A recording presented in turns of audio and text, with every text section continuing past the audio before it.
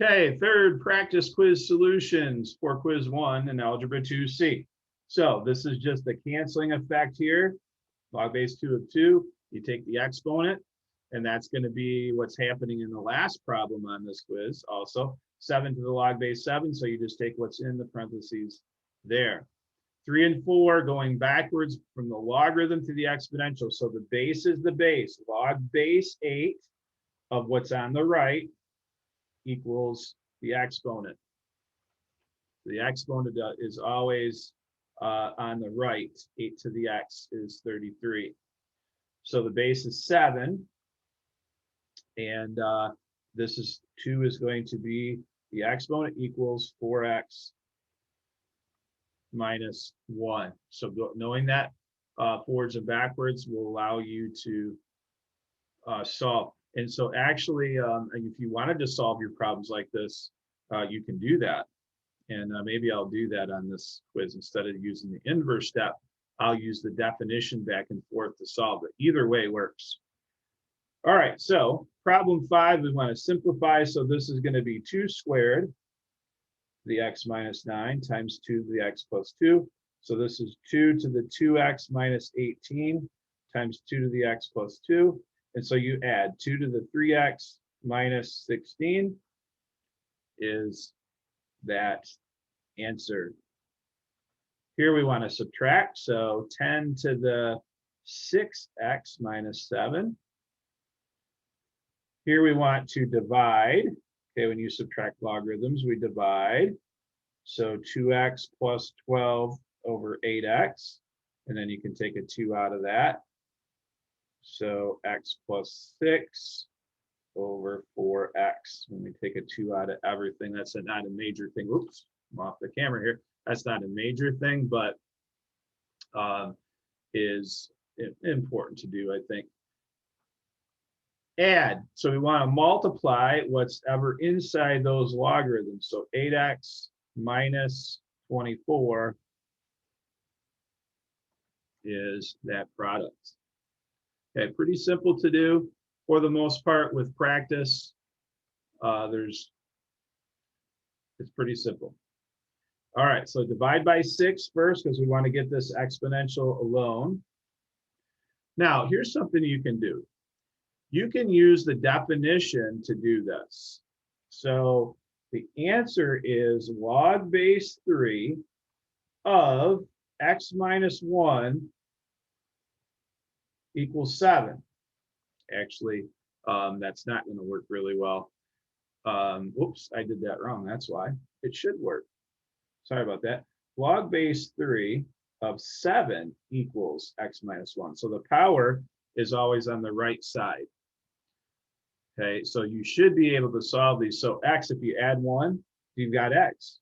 X equals log base 3 of 7 plus 1. So there we just used the definition, and that's exactly what my answer says, to solve that. But you do have to simplify it first. So you do have to get, what does that equal? You have to get it by itself. So subtract 6 over is 14, and then divide by 7 is 2. Okay, so the base is the base. There's the power on the right, equals 2x plus 5, whatever in the parentheses. Okay, so again, the exponent is always on the right side of the log statement. And you see that back here. So the x minus 1 is on the right side of the log statement. And so now we want to do this out and solve for x. So this is 9. Subtract the 5 over, you get 4. And then 2 equals x. I should be saying this. You're going to want to check and make sure that when you substitute back into a log statement, you don't get a negative inside the parentheses, because sometimes you can get extraneous solutions. So be careful that you're doing that. And I didn't say that in the previous video. All right, so we want to get a base of 4 on both sides. So this is 4 to the 4x. And so then we just take our exponents equal to each other. because there's both a base of 4 there, and then solve it.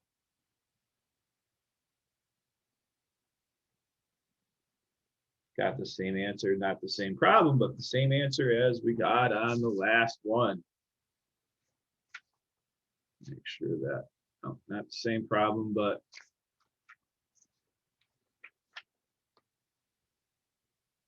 the same answer. Okay, so here we want to add, so we want to multiply together those 8x minus 16, 8x squared.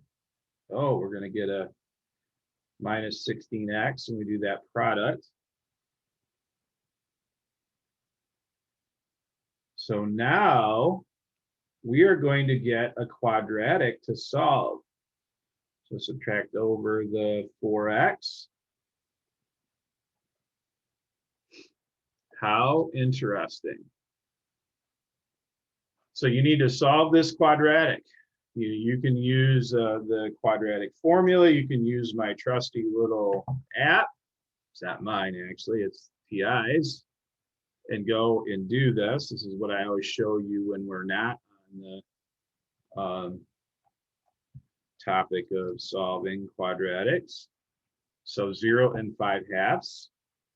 So we just need to make sure that 0 or 5/2 does not put a negative. And notice right here it does. When x is 0, you get log base 3 of -4. So we have to throw that out. So you don't have to fully check it. You just have to check against if there's a negative in the parentheses. Then you have to, upon substitution, then you have to throw that out if there is. Okay, so the good old PERT formula here. So after 18 years, 25 grams are present. 40 are initially present. So R times 18. So we want to, again, divide 25 over 40. You don't even need to worry about reducing it. Then you're going to take log base E of both sides, which is ln.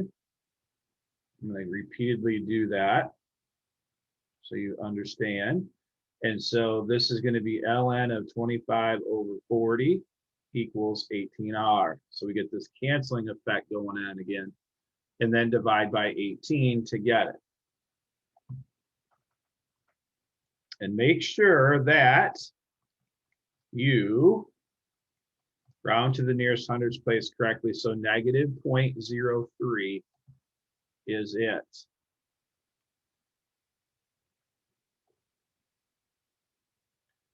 And so this is going to be 40 times e to the negative 0.03t.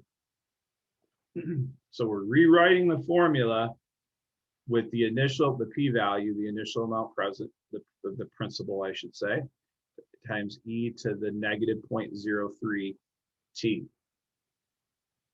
Find the half-life. So if you listened in the last video, the simple thing to do here is ln of 0.5 over r.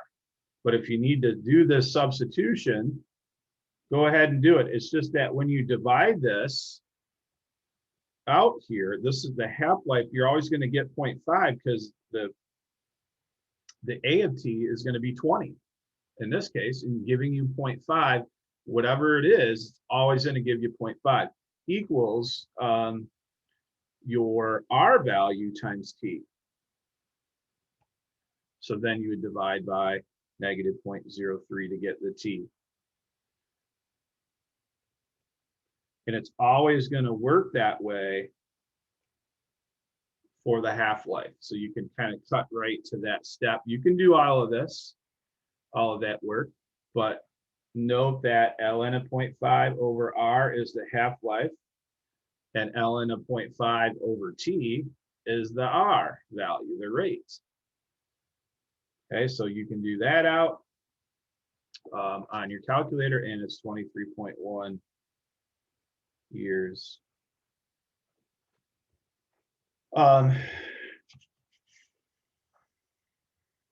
Yes, okay.